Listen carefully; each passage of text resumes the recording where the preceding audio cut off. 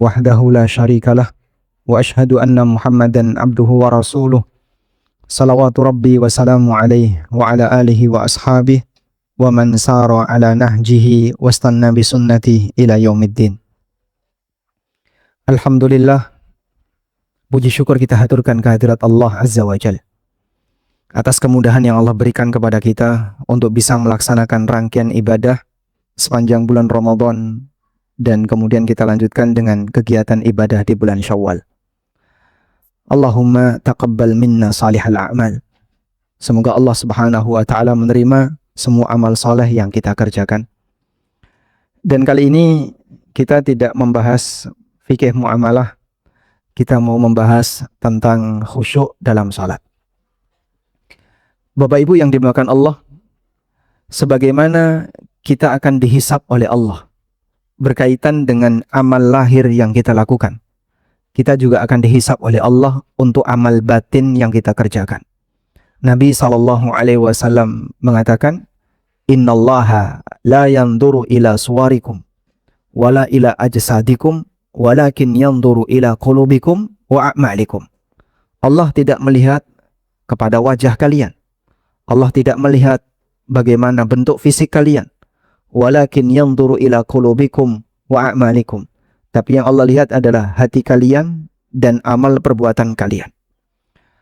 Hadis ini sahih riwayat Muslim, dan ini memberikan kita pelajaran sebagaimana Allah menilai, menghisap amal lahir yang kita kerjakan, Allah juga akan menilai amal batin yang kita lakukan. Karena itu, apabila ada orang yang salah secara lahiriah, maka dia tidak bisa dibela dengan alasan batinnya baik. Sebagai contoh, ada orang melakukan amaliyah yang salah. Ketika diingatkan, dia bilang, tapi kan niatku baik. Kalau masalah niatmu baik, itu urusan pribadimu. Tapi perbuatan kamu yang salah tetap dinilai salah, walaupun dia punya niat yang baik.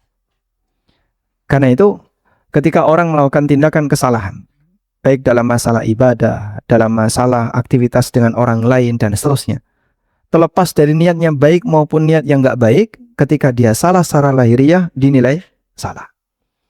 Sebaliknya, ada orang yang lahiriahnya baik, tapi batinnya salah. Misalnya, dia punya niat yang nggak benar, atau dia tidak ikhlas, termasuk juga tidak berkualitas dari sisi kekhusyuan. Maka orang seperti ini penilaiannya kurang karena kondisi batinnya banyak yang salah. Dan belajar khusyuk dalam salat berarti memperbaiki kondisi batin ketika salat. Kalau kita belajar fikih salat, itu memperbaiki lahiriah. Bagaimana cara bergerak ketika mengangkat tangan waktu takbiratul ihram, bagaimana cara bersedekap yang benar, bagaimana cara rukuk yang benar, bagaimana i'tidal, turun, sujud, dan seterusnya. Termasuk juga bacaan-bacaan yang benar ketika salat. Berarti di posisi ini kita belajar apa? Lahiriah.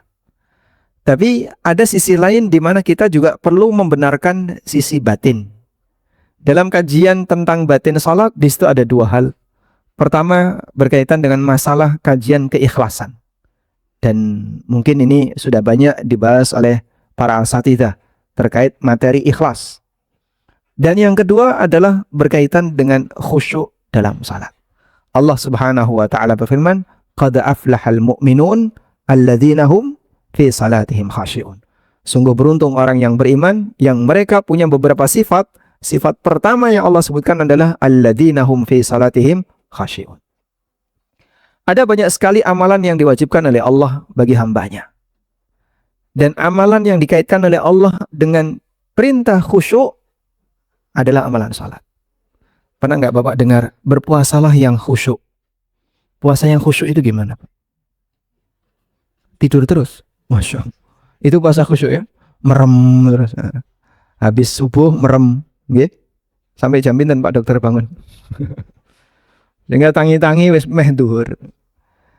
Kita berpuasa, tapi tidak ada perintah khusyuk ketika puasa. Khusyuk ketika bayar zakat. Khusyuk ketika apa misalnya? Ketika melakukan amal A, amal B. Namun untuk salat Allah Subhanahu wa taala memberikan pujian agar kita khusyuk dalam salat. Alladzina hum fi salatihim khasyi'un. Kenapa dalam salat perlu khusyuk? Karena salat itu waktunya terbatas. Dan dia sifatnya murni dari ujung sampai ujung, tidak bercampur dengan selain kegiatan dalam salat. Tidak ada orang yang salat sambil makan. Orang salat tidak boleh sambil ngobrol. Orang sholat tidak boleh sambil tiduran. Beda dengan puasa, beda dengan zakat. Mendengarkan azan sambil makan boleh enggak? Mendengarkan azan sambil makan? Boleh. Mendengarkan azan sambil ngobrol? Boleh. Puasa sambil makan? Oh, enggak boleh ya. Puasa ngobrol? Boleh. Tapi untuk sholat, enggak bisa disisipi dengan kegiatan apapun di luar sholat. Karena itu Nabi SAW mengatakan, inna fis salati la syughla. Sesungguhnya dalam salat sudah penuh dengan kesibukan. Dari mulai takbiratul ihram sampai salam, salat tidak boleh disisipi dengan kegiatan yang lain. Kecuali kegiatan yang sifatnya terpaksa atau kegiatan yang sifatnya ringan dan ada kebutuhan. Misalnya garuk-garuk ketika gatal, merapatkan shaf karena ada yang batal dan seterusnya. Baik. Untuk itu di kesempatan kali ini kita akan berikan beberapa catatan berkaitan dengan masalah khusyuk dalam salat. Ini kutipan dari buku Tafsir Salat. Yang pertama kita akan bahas tentang hukum khusyuk dalam salat.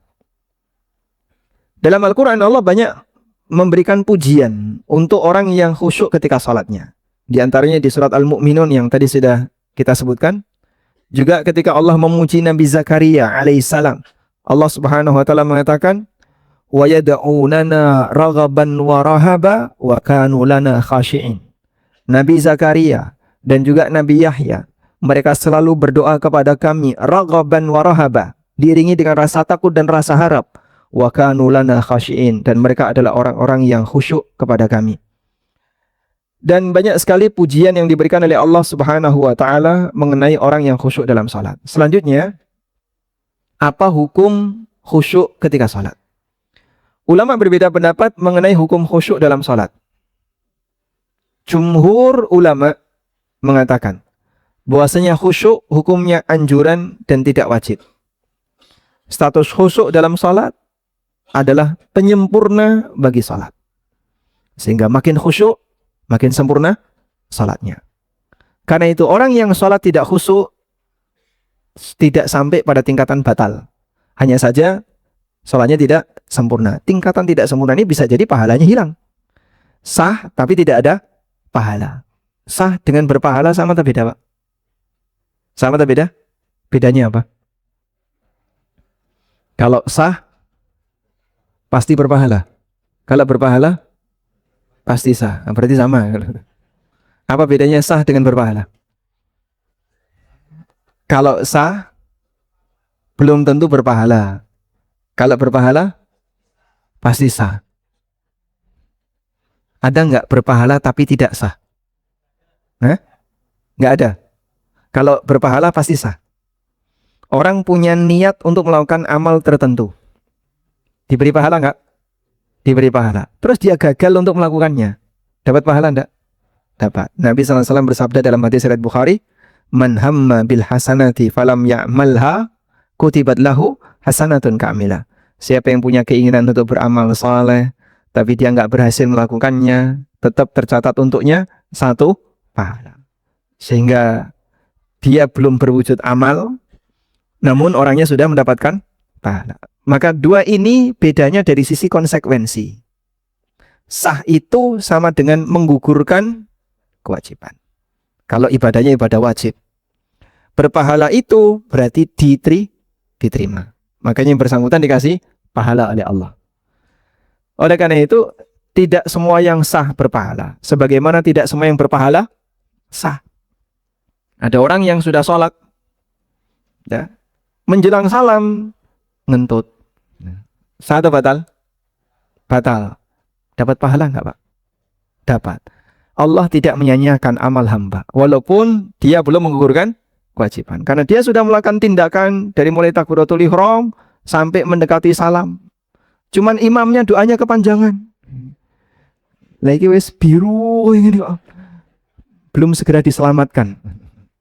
Maka kalau misalnya sampai dia ngentut 5 menit sebelum salam, atau kok 5 menit kepanjangannya, sekian detik sebelum salam, salatnya batal. Tapi insya Allah orang ini dapat pahala walaupun dia belum menggugurkan kewajiban. Selanjutnya, alasan jumhur ulama, orang yang sholat sambil memikirkan dunia, status sholatnya sah selama dia masih sadar terhadap sholatnya. Sadar dalam arti dia tahu urutan-urutan gerakan dan apa yang harus dia baca di masing-masing gerakan. Meskipun pikirannya sedang melayang kemana-mana. Bisa jadi orangnya ada di Masjid Maba, tapi hatinya ada di Maba Mart. Masya Allah. Orangnya di masjid, hatinya di situ.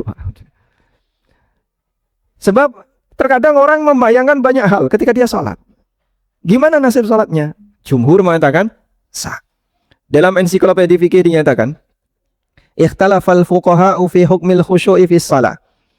Para ulama beda pendapat mengenai hukum khusyuk dalam salat. Dhahaba jumhurul fuqaha, menurut mayoritas ulama, ila annahu sunnatun. Khusyuk itu hukumnya sunnah, min sunanis salah, di antara sekian banyak sunnah salat. Bidalili sihhati salati man yufakkiru bi amri dunyawiyyin, dengan dalil sahnya salat orang yang masih memikirkan urusan duniawi, id lam yakumu bi butlaniha idza kana dhabitan af'alaha. Karena mereka tidak menganggap batalnya salat seorang hamba selama dia masih sadar dengan gerakan salatnya. Ya. Selama mereka masih sadar dengan gerakan salatnya. Masih sadar itu berarti dia masih punya niat yang tidak putus dan akalnya masih nyambung. Baik. Selanjutnya.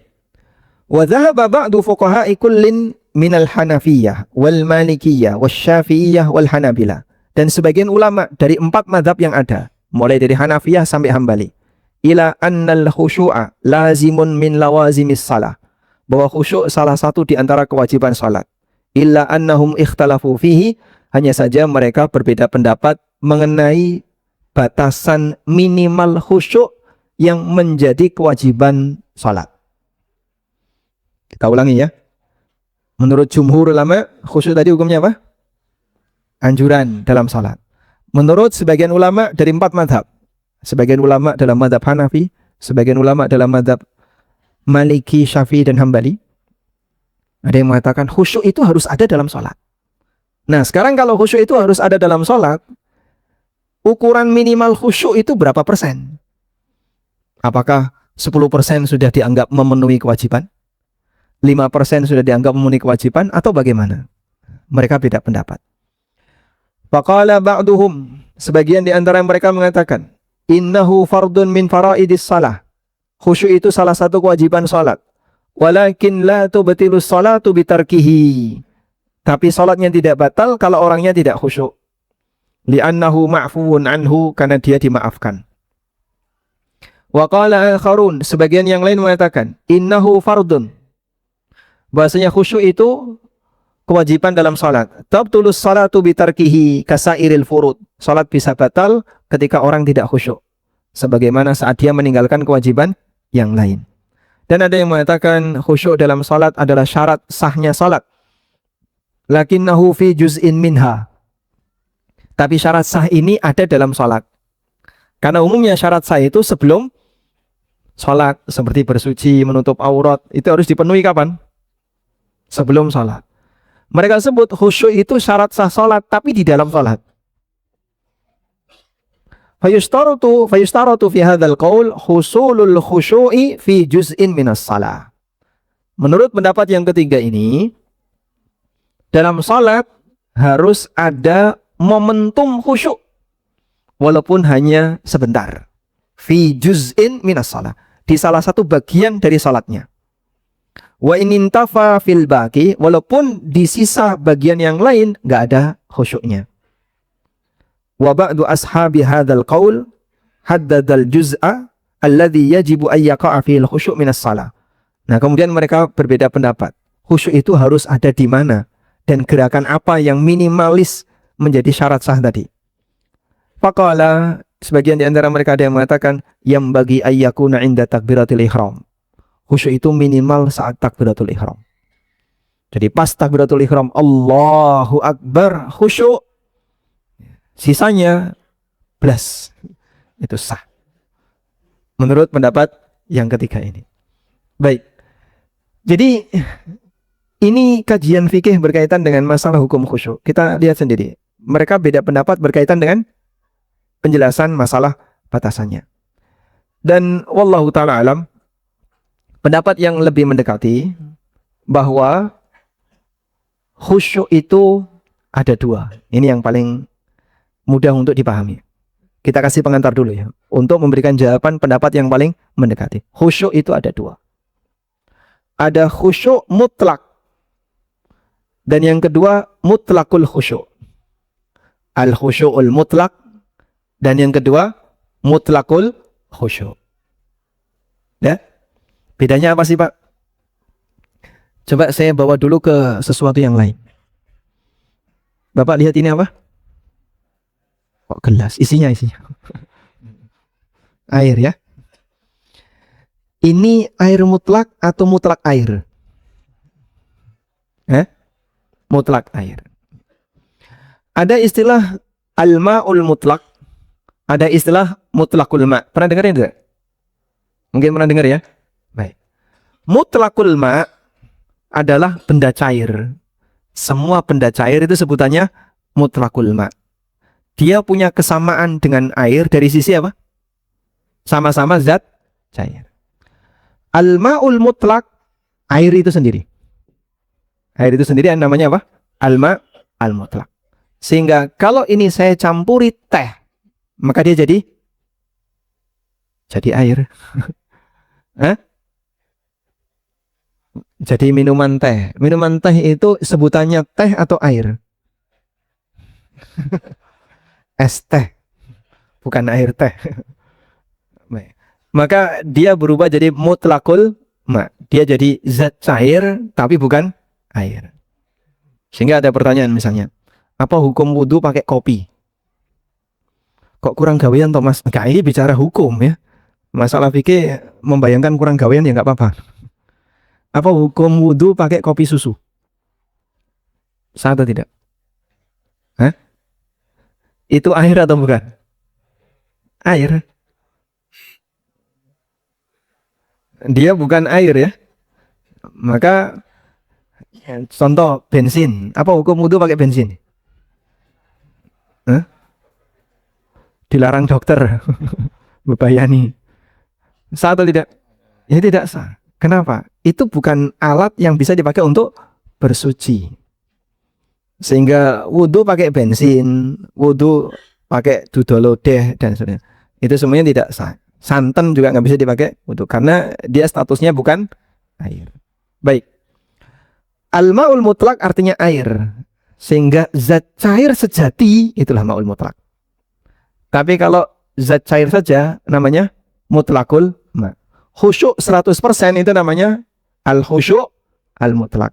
Mutlakul khusyuk, ada unsur khusyuk dalam sholat, itu namanya mutlakul khusyuk. Paham? Baik. Untuk khusyuk mutlak tidak wajib. Karena mustahil orang bisa melakukan itu, kecuali hanya sedikit orang yang bisa melakukannya.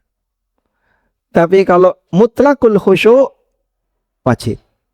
Sehingga kalau ada orang yang dari mulai takbiratul ihram sampai salam 100% tidak khusyuk, berarti tidak ada mutlakul khusyuk. Maka sholatnya batal. Karena tidak ada mutlakul khusyuk. Paham ya? Sehingga sholat itu minimal ada sebagian unsur yang khusyuk. Baik. Ini pernah dijelaskan oleh As-San'ani dalam Subulus Salam berkaitan dengan hukum orang yang menahan kentut ketika sholat. Berangkat dari sabda Nabi SAW, la salata bihadratit ta'am wala huwa yudafi'uhul ahbathan. Tidak ada sholat, maksudnya tidak sah ketika orang itu sholat sambil ingin makan sementara makanan sudah dihidangkan dan ingin menahan, dan dia menahan buang air. wala huwa yudafi'ul akhbathan, atau dia menahan keinginan untuk buang air baik dari depan maupun belakang. Baik. Nah, dalam posisi ini bagaimana hukumnya kalau orang itu nahan kentut ketika salat? As-San'ani memberikan rincian. Kalau orang itu ketika nahan kentut tidak ganggu 100% salatnya, sehingga misalnya ada dorongan tapi ringan, ditahan sebentar, hilang, hukum salatnya sah. Hukum salatnya sah. Sehingga dalam posisi ini nahan kentut tadi tidak masuk pada larangan Nabi SAW, wala huwa yudafi'uhul akhbathan. Tapi kalau dorongannya terlalu kuat sehingga membuat dia kepikiran terus dengan buang angin tadi ya, dari mulai takbiratul ihram sampai salam, mau mikir kapan iso ngentut, maka sholatnya batal karena udah hilang khusyuknya 100%. Nah, ini rincian yang disampaikan oleh As-San'ani. Sekarang kita lihat beberapa dalil yang menunjukkan bahwasanya sholat boleh tidak khusyuk 100%. Hadis dari Jabir bin Abdullah radhiyallahu anhu, beliau bercerita, "Ishtaka Rasulullah sallallahu alaihi wasallam, fasallaina wara'ahu wa huwa qa'idun." Rasulullah sallallahu alaihi wasallam ketika sakit, kami salat di belakang beliau, wa huwa qa'idun, sementara beliau salat sambil duduk. Wa Abu Bakrin yusmi'un nasa takbirahu, sementara Abu Bakar mengeraskan bacaan takbir Nabi sallallahu alaihi wasallam. Namanya apa ini? Bilal. Abu Bakar Pak, bukan Bilal. Namanya apa ini? Muballigh. Orang yang mengeraskan bacaan imam. Faltafata ilaina, Nabi SAW noleh ke arah belakang. Fara'ana qiyaman, ternyata beliau melihat kami dalam posisi berdiri. Makmumnya semuanya berdiri, padahal beliau duduk. Fa'asyara ilaina faqa'adna, kemudian beliau berisyarat kepada kami, berisyarat dengan tangannya. Faqa'adna, kemudian kami duduk. Fasallaina bisalatihi qu'udan, lalu kami salat bermakmum dengan beliau sambil duduk, walaupun makmumnya sehat. Karena imamnya duduk, makmumnya ikut duduk. Nabi SAW jadi imam sambil duduk, seluruh makmum ikut salat sambil duduk. Baik. Ada perbuatan apa yang dilakukan Nabi SAW di sini, Pak? Yang menunjukkan kalau beliau sempat nggak khusyuk. Menoleh. Beliau menoleh tanpa komunikasi karena sholat sudah dimulai. Jadi mungkin lirik sebentar, dan ini boleh jika ada kebutuhan. Sholat noleh kok entuk Pak, hadisnya iki gimana? Yang kedua berisyarat, sehingga beliau sempat kepikiran makmumnya keliru karena makmum beliau berdiri dan imam duduk, makmum tidak boleh berdiri, maka beliau berisyarat, ani jelisu, silahkan kalian duduk, sehingga semua makmum duduk. Hadis ini sahih riwayat Muslim. Nah, ini salah satu di antara dalil bahwasanya tidak khusyuk 100%, salatnya tidak batal. Nah, kurang berapa menit? Isya kurang berapa menit? Oh, ya. Sudah masuk waktu Isya. Baik, kita akan dengarkan adzan Isya dulu. Insyaallah kita sambung setelah mendengarkan adzan Isya. Kalah. Wa asyhadu anna Muhammadan abduhu wa rasuluh. Kita baca dalil yang kedua, di mana Nabi SAW sempat tidak khusyuk ketika salat, tapi sesaat. Ya. Hadis dari Sahal bin Hamdalah. Beliau bercerita ketika peristiwa sebelum terjadinya perang Hunain, menjelang kejadian perang Hunain, bahwa Nabi SAW mengutus seorang untuk berjaga malam di sebuah lembah, memperhatikan keadaan sasaran. Jadi posisi pasukan kaum muslimin bertahan, beliau mengutus seseorang, kamu lihat di balik lembah itu ada apa. Menjelang subuh Nabi SAW selalu bertanya, adakah perkembangan informasi dari penjaga malam? Kok nggak balik-balik dia? Sampai sholat subuh dilakukan. Ketika dikumandangkan sholat subuh, coba lihat apa kata Sahal bin Hamdalah. Faja'ala Rasulullah sallallahu alaihi wasallam yusalli wa huwa yaltafitu ila syi' hatta idza qada salatahu wa sallama. Nabi SAW salat, arah pandangannya itu ke arah lembah tadi. Ya, bukan lembah itu dibalik, berkebalikan dengan kiblatnya. Ya mungkin masih searah, tapi tidak tepat ke arah kiblat. Sehingga badan beliau menghadap ke arah kiblat, tapi pandangan beliau serong kanan atau mungkin serong kiri dikit. Lihat ke arah lembah itu. Barangkali ada pasukan yang tadi dikirim oleh beliau untuk memata-matai kondisi musuh. Sehingga pikiran beliau ke arah sana. Maka ini menunjukkan bahwasanya terkadang beliau sendiri tidak khusyuk dalam salat. Demikian pula dalam hadis dari Uqbah bin Amir, beliau pernah salat di belakang Nabi SAW. Seusai salam, Rasulullah SAW langsung bergegas pulang sampai melangkai pundak sebagian makmum. Setelah itu beliau balik ke masjid dan mengatakan, "Dzakartu syai'an min tibrin indana." Waktu salat aku teringat kalau aku punya emas tibr yang tersimpan di rumah. Fakarihtu ayyah bisani fa'amartu bikismatiha. Aku gak ingin emas itu menahanku, maka aku perintahkan agar segera dibagi. Jadi ketika sholat teringat, di rumah ada emas belum dibagikan. Begitu selesai sholat, langsung tergopoh-gopoh pulang untuk ngambil emas. Loh Pak, rumahnya Nabi SAW di sebelah kanan dari arah mihrab. Kok beliau ngelangkai pundaknya sahabat? Rumah beliau banyak, tidak hanya Aisyah. Sebelah-sebelahnya ada rumah-rumah istri yang lain, termasuk yang di belakang masjid juga ada rumah sebagian istri Nabi SAW. Baik. Nah, dari sini menunjukkan bahwasanya terkadang beliau tidak khusyuk dalam salat. Termasuk pada saat beliau salat mendengar suara bayi nangis, lalu beliau mengatakan apa? Beliau mempercepat salatnya, kemudian beliau bilang selesai salat, tadi aku punya keinginan untuk memperpanjang salat, namun ketika mendengar bayi nangis, beliau percepat karena beliau khawatir membuat sedih ibunya. Baik. Selanjutnya, ini tadi yang menahan kentut ya. Yang kedua adalah khusyuk mukmin dan khusyuk munafik. Berkaitan dengan kondisi khusyuk, di sana ada khusyuk mukmin dan khusyuk munafik. Fenomena yang terjadi di tengah para penganut sufi. Mereka melakukan khusyuk nifak. Itulah gaya khusyuk munafik. Bagaimana Pak gaya khusyuk munafik itu? Pernah diingatkan oleh Hamdalah atau oleh Hudzaifah radhiyallahu anhu. Iyyakum wa khusyu'an nifaq. Waspadalah dengan khusyuk munafik. Faqila lahu wa ma khusyu'un nifaq. Lalu apa yang dimaksud dengan khusyuknya munafik itu? Antaral jasada khasyi'an wal qalbu laisa bi khasyi'. Badannya seperti khusyuk tapi hatinya tidak khusyuk. Kadang ada orang yang sambil digetar-getarkan. Ya Pak. Ketika sholat sambil gini-gini. Ketika sholat ini apa to karepane? Mandok-mandok. Lho kan ngrungokno sing diwarca imam. Sampeyan ngerti ora? Blas. Agak mandok-mandok. Enak iki suarane. Dia bisa menikmati lagu tapi tidak paham isi. Sehingga bisa jadi dia memang hanyut dalam kegiatan sholat jamaah itu. Kok enak suaranya Syekh Sudes, enak suaranya Syekh Fulan, Syekh Fulan. Tapi masalahnya dia nggak paham isinya. Sehingga dari mana dia bisa mendapatkan pengaruh khusyuk tadi?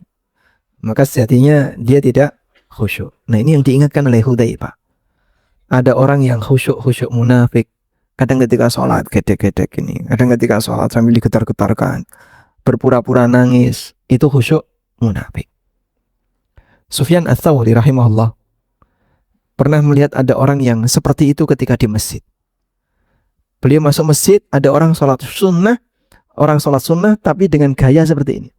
Langsung beliau keluar dari masjid, pindah ke masjid yang lain sambil mengatakan a'udzubillahi min khusyu'in nifaq.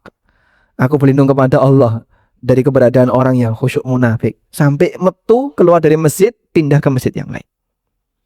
Karena beliau merasa nggak nyaman melihat ada orang seperti ini. Baik. Khusyuk nifaq adalah khusyuk yang dibuat-buat. Sementara batinnya tidak menunjukkan rasa khusyuk. Berbeda dengan khusyuk iman, adalah khusyuk yang timbul karena pengagungan kepada Allah, sehingga hatinya dipenuhi rasa takut dan rasa malu di hadapan Allah. Ibnu Qayyim menjelaskan perbedaan antara khusyuk karena iman dan khusyuk karena munafik. Wal farqu baina khusyu'il iman wa khusyu'in nifaq. Perbedaan antara khusyuk iman dan khusyuk munafik. Khusyuk iman adalah khusyuk hati lillahi. Khusyuk hatinya kepada Allah bitta'zim wal ijlal wal waqar wal mahabbah wal haya. Fayankasirul qalbu lillahi kasratan. multaimah minal wajal wal khajal. Khusyuk karena iman adalah khusyuk batin, karena mengagungkan Allah, memuliakannya, malu di hadapannya, sehingga perasaannya dipenuhi dengan rasa takut, rasa cinta, rasa malu di hadapan Allah, diiringi kesadaran betapa banyak nikmatnya dan betapa seringnya dia durhaka kepadanya. Saat Anda salat, Anda ingat ada banyak sekali karunia yang Allah berikan kepada kita, tapi kita membalasnya bukan dengan rasa syukur, tapi kita balas dengan maksiat dan durhaka. Maka di saat itu kita akan malu kepada Allah Subhanahu wa taala. Ada orang yang banyak berbuat baik kepada bapak, misalnya. Banyak sekali berbuat baik. Bapak butuh apa? Tinggal WA langsung transfer 10 juta. WA yang kedua langsung transfer 100 juta. Tapi tiba-tiba kita salah dengan orang itu. Motor kita nabrak mobilnya sampai penyok. Terus kita ngilang. Mau minta maaf. Kira-kira gimana? Mungkin kita akan merasa malu. Itu hamba dengan makhluk dengan makhluk. Kita banyak sekali diberi nikmat oleh Allah, namun di saat yang sama kita banyak melakukan perbuatan durhaka kepada Allah Subhanahu wa taala. Selanjutnya, berbeda dengan khusyuk yang terjadi karena kemunafikan. Sebentar, kok tiba-tiba putus?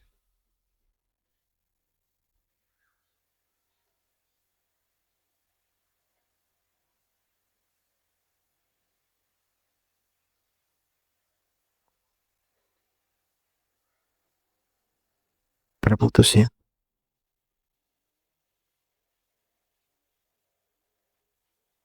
Sebentar.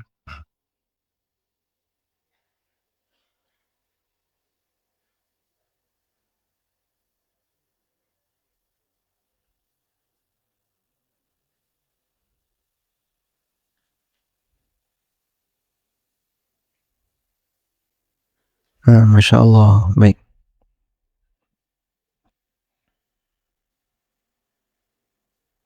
Mana tadi? 13. Nih, lanjut ya.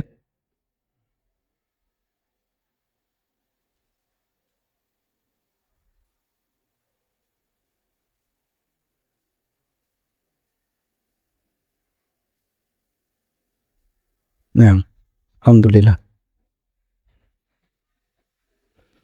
Baik. Kalau khusyuk karena kemunafikan, ya, dia khusyuk yang dibuat-buat, kadang dipaksakan, sementara hatinya tidak khusyuk. Demikian yang dijelaskan oleh Ibnu Qayyim, khusyuk anggota badan. Sedangkan orang seperti ini, hatinya kosong. Khusyuk inilah yang dibenci oleh para sahabat, dibenci oleh para ulama di masa silam. Bahkan mereka membenci ketika orang menampakkan kekhusyuan melebihi kondisi batinnya. Fudail bin Iyad pernah mengatakan, Kana yakrahu ayyar rajula minal khusyu'i aktsara mimma fi qalbi. Seseorang itu dulu membenci ketika dia melihat orang lain khusyuk melebihi dari apa yang ada dalam hatinya. Itulah khusyuk munafik. A'udzubillah min khusyu'in nifaq. Na'udzubillahi min khusyu'in nifaq. Kita berlindung kepada Allah dari praktek seperti ini. Tidak membuat pahala sholat kita makin bertambah, tapi justru makin mengurangi kualitas sholat. Baik, selanjutnya catatan yang ketiga. Sudah ngantuk? Pahala sholat yang didapatkan oleh hamba sebanding dengan tingkat kualitas khusyuknya. Dalam hadis dari Ammar bin Yasir radhiyallahu anhu, Rasulullah sallallahu alaihi wasallam bersabda, Innal abda la yusalli salata ma yuktabu lahu minha illa ushruha, tus'uha, thumunuha, subu'uha, sudusuha, khumusuha, rubu'uha, thuluthuha, nisfuha. Ada seorang hamba yang salat, selesai salat, dia hanya mendapatkan pahala 1/10, 1/9, 1/8, 1/7, 1/10 sampai setengah. Beliau hanya menyebutkan 1/10, bukan berarti itu batas akhir. Bisa jadi di antara kita yang salat dapatnya 1/100. Berarti berapa persen? 1%. Ada yang bisa dapat 1/1000, 1/mil. Masya Allah. Saking tidak berkualitasnya. Nabi SAW menyebutkan adanya pahala yang berbeda-beda Karena seseorang itu dinilai oleh Allah dalam salat berdasarkan kualitas lahir batinnya. Abdul Wahid bin Yazid pernah mengatakan, Ajma'atil ulama ala annahu laysa lil abdi min salatihi illa ma aqal. Para ulama sepakat bahwa seorang hamba tidak akan mendapatkan pahala dari salatnya illa ma aqal, kecuali sesuai dengan tingkatan kekhusyuannya. Apa yang dia renungkan dari salatnya. Dan riwayat ini didukung oleh keterangan Ibnu Abbas, laisa laka min salatika illa ma aqalta minha. Kau tidak mendapatkan pahala dari salatmu selain apa yang kau pikirkan dari salatmu. Makanya kalau orang salat tapi melayang kemana-mana pikirannya, maka nilai pahalanya jadi berkurang banyak. Baik. Dulu ya, mungkin sekitar tahun 2006, 2007, ada pelatihan khusyuk salat. Dan itu bayar di hotel. Cukup mahal ya. Pakainya sampai 2 juta, 1 sekian juta. Ada alumninya nggak di sini? Mungkin ada yang pernah ikut. Saya punya beberapa tetangga yang beliau ikut pelatihan itu. Dan saya itu penasaran, ilmu apa yang didapatkan kok sampai semahal itu? Terus saya tanya, yang didapatkan apa sih Pak? Terus beliau jelaskan, ya kita diajak untuk merenungkan kebesaran alam, sehingga pakai audio visual ya. Dah? Setelah itu dijelaskan khusyuk. Nah, terus saya tanya, terus khusyuk dalam salat itu yang benar gimana? Ternyata jawabannya beragam. Ada di antara mereka yang bilang, khusyuk dalam salat itu kita membayangkan seperti kita berada di luar angkasa. Jadi semuanya hitam, gelap, seperti ada banyak bintang-bintang. Ada yang menjawab, saya merasa khusyuk ketika saya membayangkan di depanku seperti ada Ka'bah. Saya merasa khusyuk ketika saya membayangkan seperti ada kain putih bersih di depan saya. Saya merasa khusyuk ketika saya membayangkan seperti saya berada di samping sungai mendengarkan gemericik air bunyi sungai surga. Lagi kok malah aneh-aneh sudah. Oh, sing bayang nih, kan enggak seragam itu, Pak. Itu alumni dari pelatihan yang sama. Tapi ternyata mereka mendapatkan hasil tentang cara khusyuk yang berbeda. Baik. Lalu yang benar gimana? Yang benar adalah khusyuk itu fokus dengan ibadah salat yang dikerjakan. Fokus memikirkan apa? Memikirkan bacaan yang dia lantunkan. Fokus memikirkan apa lagi? Memikirkan bagaimana cara melakukan gerakan yang benar. Kalau orang fokus dengan salat yang dia kerjakan, barulah dia bisa khusyuk. Karena itu Al-Hafidz Ibnu Katsir ketika beliau menjelaskan tentang khusyuk, beliau menyampaikan ada satu kata kunci agar orang itu bisa khusyuk. Apa itu, Pak? Sebelum Anda memulai salat, tinggalkan semua masalah pikiran Anda sebelum takbiratul ihram. Sehingga sebelum salat pikiran tuh masih nyantol ya. Nyantol apa, Pak? Arab blonjo, mau ini, sudah. Lepaskan dulu, sekarang fokus salat. Sehingga bayangkan beban pikiran itu seperti tas yang Anda tenteng. Sebelum salat dimulai, taruh dulu tas itu, dah. Setelah ditaruh, silakan salat. Kau akan bisa lebih fokus dengan salat yang kau kerjakan. Tapi kalau orang sholat di tengah sholat sambil merencanakan agenda apa yang akan dia lakukan pasca sholat. Bar sholat, aku Arab A, Arab B, C, D. Jadi kan kayak gitu. Ketika sholat merencanakan kegiatan apa saja kan dilakukan ketika sholat. Setelah sholat. Anda seperti itu nggak? Sama. Ya. Banyak di antara kita yang ketika sholat, dia sambil merencanakan, habis ini saya mau ngapain aja, mau ini. Nah. Begitu selesai sholat, geblak ngelekar turun. Kita digoda oleh setan, seolah-olah kita ini jadi orang yang sangat sibuk saat sholat. Sehingga kesibukan itu dicantol dalam batin kita, akhirnya jadi bahan pikiran. Maka Al-Hafidz Ibnu Katsir ajarkan, lepaskan dulu. Taruh, setelah itu fokus sholat. Nah, untuk bisa maksimal, maka kita diajarkan ihsan dalam beribadah. Disinilah kami bahas tentang catatan keempat, makna melihat Allah ketika beribadah. Nabi SAW ditanya tentang ihsan, jawaban beliau gimana? Anta'budallaha ka'annaka tarahu, fa'illam takun tara, fa'innahu yara. Ihsan hanya ada satu rukun, tapi ada dua tingkatan. Tingkatan yang pertama adalah tingkatan musyahadatullah. Tingkatan yang kedua adalah tingkatan muraqabatullah. Tingkatan musyahadah yang disebut oleh Nabi SAW, engkau beribadah kepada Allah seolah-olah ka'annaka tara, seolah-olah kau melihat Allah. Apa sih Pak maknanya Pak? Sebagian ulama mengatakan yang dimaksud seolah-olah kau melihat Allah adalah engkau melihat sifat-sifat Allah. Ini penjelasan Syekh Shalih Al-Utsaimin. Ka'annaka tara maknanya adalah musyahadatus sifat. Sehingga seorang hamba ketika dia ibadah sambil membayangkan keagungan sifat-sifat Allah, keagungan nama-nama Allah, maka akan membuat sang hamba itu semakin takut kepada Allah Subhanahu wa taala. Contoh sederhana, Pak. Orang kalau tidak kenal, maka dia tidak akan bisa memberikan sikap yang benar. Saya ya, ini langsung contoh nyata yang saya alami. Bukti kalau tidak tahu, orang akan gimana? Meremehkan, karena dia nggak tahu. Saya naik pesawat.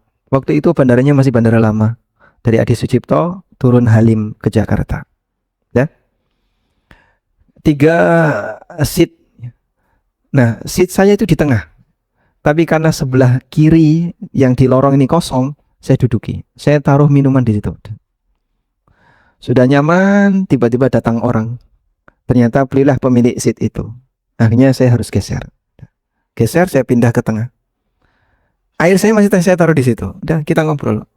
Ke Jakarta kerja atau apa, Pak? Ada tugas. Udah kita aja. Baik. Sampai landing di Halim, tiba-tiba datang 2 orang ajudannya ngasih jas. Saya penasaran siapa beliau. Itu siapa? Wali Kota Magelang. Masya Allah. Wali Kota. Kaget saya. Ini Wali Kota Magelang. Iya, beliau Wali Kota Magelang. Masya Allah. Alhamdulillah beliau nggak kenal saya ya. Itu Wali Kota Magelang. Karena saya nggak kenal, maka obrolan kita obrolan seperti ya, sesama penumpang yang nggak saling kenal. Bapak kerja di mana, tinggal di mana, dari mana Pak? Dari Magelang ke Jakarta. Saya ada kerjaan di Jakarta, ada tugas. Ya sudah, cuma cerita kayak gitu. Karena nggak kenal kalau itu. Kalau kenal sebenarnya gimana Pak? Orang sopan ya. Paham Pak? Baik. Orang ketika tidak tahu ini siapa, dia tidak akan bersikap biasa. Tapi kalau tahu betapa agungnya Allah Subhanahu wa taala, maka orang itu akan sangat takut kepada Allah. Saat Nabi sallallahu alaihi wasallam Mi'raj, beliau melihat Jibril. Fara'aitu Jibril kahalisil bali min khasyatillah. Aku melihat Jibril seperti keset yang basah. Nabi SAW melihat Jibril seperti keset yang basah, seperti kain yang basah. Bapak lihat tisu ini kalau basah akan ngelimprek. Aku melihat Jibril ngelimprek. Min khasyatillah, karena takut kepada Allah. Itu yang tahu. Yang nggak tahu ya biasa saja. Dia bisa ketawa, dia bisa cekakaan. Ada orang yang dia tidak punya rasa takut dengan kematian. Dia bisa ketawa ketika memasukkan jenazah ke liang lahat sambil tertawa. Saya pernah datang memakamkan jenazah. Ada salah satu di antara, kan ditangani sama masyarakat kampung ya untuk memasukkan jenazah itu.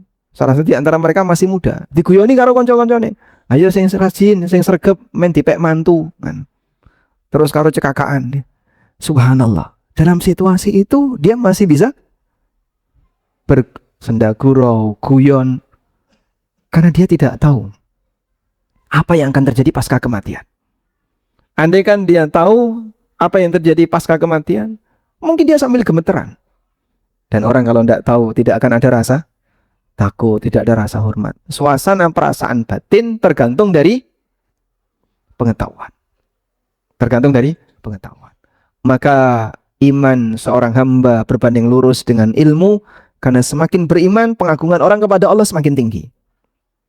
Sehingga kita perlu mengenal Allah dengan mempelajari asma dan sifat-sifat Allah untuk menambah pengagungan kepada Allah. Nah, Syekh Shalih Al-Utsaimin hafizahullah menjelaskan, "An ta'budallaha ka'annaka tara Engkau beribadah kepada Allah seolah-olah engkau melihat Allah adalah, engkau melihat betapa mulianya dan agungnya Allah, kesempurnaan sifat-sifat Allah, besarnya Allah, dan seterusnya.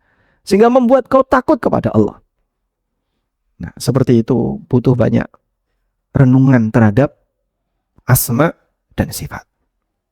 Dan bagi mereka yang jarang belajar tentang masalah akidah iman kepada Allah, maka dia tidak bisa mendapatkan perasaan seperti ini. Sehingga bisa nggak Pak kita beribadah seperti sahabat? Mustahil. Perasaan mereka luar biasa. Cintanya mereka kepada Allah Subhanahu wa Ta'ala luar biasa. Cintanya mereka kepada Rasulullah SAW luar biasa. Dan melihat langsung beda dengan hanya sebatas mendapatkan berita. Nabi Muhammad SAW di atas mimbar, beliau melihat surga dan neraka. Beliau di atas mimbar, beliau mengatakan, fara'aitul jannah, aku melihat surga. Dan beliau mau mengambil ungku dan minha, sak dompol buah. Satu apa? Kak dompol itu bahasa Indonesianya apa? Satu tandan. Beliau mau mengambil satu tandan buah. Wara'aitun nar, dan aku melihat neraka. Sahabat tidak melihat, tapi sahabat melihat orang yang melihat. Sahabat melihat yang melihat. Anda melihat orang yang menceritakan orang yang pernah melihat. Tentu akan beda. Wa ra'aitun nar fama ra'aitu mandaram afda'a minha. Aku melihat neraka, belum pernah aku lihat pemandangan yang lebih mengerikan daripada neraka. Di depan banyak orang, belum lihat neraka. Sahabat melihat orang yang melihat neraka. Nah, ini kan suasana batinnya beda. Sehingga kalau saya Rasulullah SAW datang di belakang Bapak, percaya nggak? Nggak percaya kan? Andaikan itu betul Pak, gitu ya. Saya punya kemampuan, Pak, itu lagi buka pintu Pak. Nabi SAW datang. Anda semuanya akan langsung nengok ke belakang. Kalau Anda percaya yang saya katakan. Tapi karena ini nggak mungkin, maka ngomong seperti ini Anda akan nilai, oh itu bohong, dusta. Nabi SAW menyampaikan itu dengan, ya beliau melihat langsung, real, dan jamaah melihat beliau. Tentu suasana perasaannya beda. Pak, ada jin nih Pak, jin. Nyender di situ. Loh, kamu tahu dari mana? Anda percaya nggak? Ketika yang saya lihat itu memang betul ada misalnya. Terus saya ceritakan kepada Anda di depan Anda persis. Mungkin perasaan Anda akan beda. Karena melihat langsung tidak sebagaimana mendengarkan berita. Maka musyahadatu sifat itu kita sambil belajar bagaimana merenungkan sifat-sifat Allah Subhanahu wa Ta'ala. Dan ini akan membuat orang itu jadi semakin khusyuk ketika sholat. Kualitasnya ditentukan sejauh mana dia mengagungkan Allah Subhanahu wa Ta'ala. Baik. Anda ngajak anak Anda untuk datang ke keraton. Anda tahu ini tempat yang harus dimuliakan. Karena anak ini tidak ngerti pencilaan, ono sing munggah meja, ono sing munggah kursi, ono sing lari-lari. Kira-kira sebagai orang tua gimana? Sebagai orang tua gimana, Pak? Maklum atau takut? Ya. Kita akan takut, oh, jangan kayak gitu, kamu tahu ini di mana kita ini. Ini apa Pak? Karena dia nggak tahu kalau ini adalah tempat istimewa, mungkin dia nggak karuan. Ada salah satu jamaah umroh ya. Lihat anaknya duduk di kursi Syekh Masjid Nabawi. Itu bapaknya langsung memarahi, kamu jangan duduk di situ, nanti tangkap askar. Tapi anaknya ya santai saja. Duduk di kursi Syekh ya. Ya kalau nggak difungsikan sih boleh-boleh saja. Tapi kalau sedang lagi ada kajian kok diduduki orang lain, wah, resiko besar. Pembimbing umroh duduk di situ ngasih anggaran ke jamaah umroh, cek gitu. Bisa masuk penjara itu. Baik. Jadi kalau orang tahu maka akan muncul pengagungan kepada Allah. Itulah makna an ta'budallaha ka'annaka tara. Selanjutnya catatan yang terakhir, yang kelima. Khusyuk itu ketenangan batin. Orang yang khusyuk ketika salat, maka ketika salat dia akan bisa menikmati salatnya. Sehingga Nabi SAW saat salat sampai kakinya bengkak. Kaki bengkak itu berdiri berapa lama? Berdiri berapa lama? Bapak pernah nggak terawih sampai kakinya bengkak? Di sini 1 juz kan? 1 juz. Imamnya kakinya bengkak nggak? Enggak. Berarti besok 3 juz. Bayangkan gimana sampai kakinya bengkak. Nyun sewu yang sudah sepuh, yang sudah berumur 60 ke atas. Kaki bengkak pernah Pak? Karena lama berdiri? Belum. Rasulullah SAW orang yang banyak bergerak. Tapi ketika sholat sampai kakinya bengkak. Hatta tatawarrama qadama, kaki beliau sampai bengkak. Tapi beliau bisa menikmati. Dan beliau mengatakan, wa ju'ilat qurratu aini fis salah. Ketenangan hatiku ditaruh oleh Allah dalam sholat. Ketenangan hati mereka Allah taruh ketika mancing. Ada. Sehingga soal mancing itu mulai dari jam 8 sampai subuh raturu itu kuat Pak. Anda yang tidak bisa menikmati mancing, dikokon mancing setengah jam orang ento mutung, nggih Pak. Tapi bagi mereka yang bisa menikmati mancing, walaupun 5 jam dapat cektul, tapi dia merasa senang, karena disitulah tempat ketenangan dia. Sehingga kok bisa Pak orang sholat tapi tenang jiwanya, karena dia bisa menikmati sholatnya. Sebagaimana orang bisa menikmati hobinya. Kalau dia sudah ketemu hobinya, ya bagian itu sampai buang-buang banyak waktu. Maka tolong kendalikan hobi ya. Kalau tidak menguntungkan duniawi, hobi itu harus menguntungkan akhirat. Jangan sampai hobi merugikan dunia, merugikan akhirat. Wis metu duit oke, rano ganjarane. Ini hobi yang paling mencelakakan. Baik. Karena orang kalau sudah bergelut dengan hobinya, dia akan menghabiskan banyak waktu dan tidak ada perasaan merasa rugi, dia bisa menikmati. Nah, Pak, kita kan umumnya kalau sholat itu capek. Tapi kok bisa beliau tidak capek? Karena orang kalau bahagia dia tidak capek. Pak, kok orang kerja malah pit-pitan Pak? Kesel nyambut gawe Mas, ngepit. Kesel kerja, ngepit. Tumon orang Pak? Ada nggak orang kayak gitu Pak? Hah? Capek kerja, sepedaan. Capek kerja kan harusnya tidur, istirahat. Ini capek kerja, malah sepedaan. Mana yang lebih capek, kerja atau sepedaan? Pernah ketemu orang kayak gitu? Capek kerja, main badminton. Capek kerja, bal-balan. Ada Pak? Loh sampean kayak jam-jam ini orang nyambut gawe. Kesel nyambut gawe, bal-balan. Loh. Capek nyambut gawe kok malah bal-balan loh. Oh nyambut gawe lungguh. Paham? Maka belum tentu bergerak itu melelahkan. Sehingga sebenarnya lelah itu letaknya di mana? Lelah fisik dengan lelah pikiran lebih melelahkan mana? Pikiran. Karena itu kalau orang pikirannya menikmati, walaupun fisiknya capek, dia nggak merasakan lelah. Masya Allah. Disitulah seperti yang dialami Nabi SAW. Beliau bisa menikmati sholat. Sehingga walaupun sampai kakinya bengkak, tapi beliau tidak merasakan kelelahan. Wa ju'ilat qurratu aini fis salat. Allah letakkan ketenangan hati ke dalam salat. Wallahu ta'ala alam. Demikian yang bisa kita sampaikan. Semoga apa yang kita bahas ini bermanfaat. Wassallallahu ala nabiyyina Muhammadin wa ala alihi wa sahbihi wasallam. Cukup Mas? Nih, kita gak ada tanya jawab kan? Tidak ada ya? Alhamdulillah tidak ada. Subhanakallahumma wa bihamdika asyhadu an la ilaha illa anta astaghfiruka wa atubu ilaik. Wassalamualaikum warahmatullahi wabarakatuh.